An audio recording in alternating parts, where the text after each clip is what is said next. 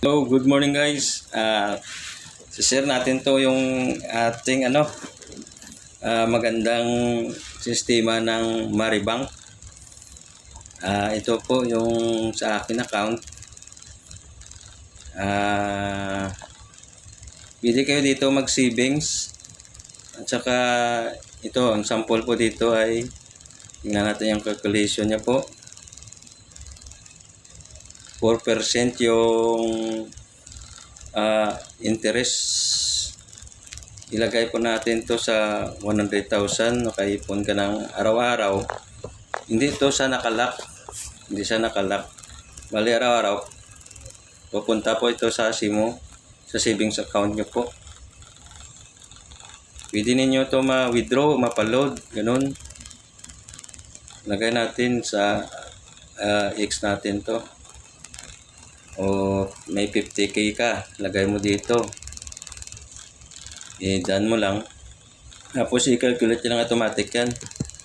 Sa araw-araw, may 4 piso sana yan na sirado. Kaso may tax sa government ng 20%. Holding tax 20%. Kaya nag 3.83 na lang siya po. Hindi kaya sa ibang bangko na ilagay mo yung pira mo doon, i-stock nyo lang. Walang tubo. Ito guys ay may tubo. May tubo to. Dating SeaBank to siya. Ngayon Maribank na. Ito yung niya. Kagandahan. Dahil sa Singapore at saka yung sa Philippines na yung iisa na lang yung Maribank.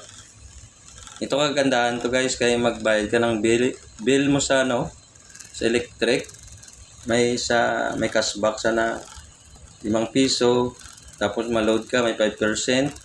Pwede ka rin kautang dito sa credit card.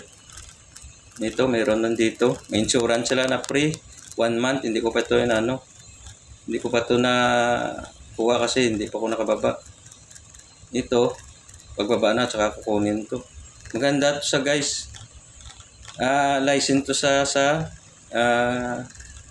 bangko ng Pilipinas. Ito sa akin interest lang sa araw-araw ko 3.85. Hindi kaya lagay mo sa bangko sa iba.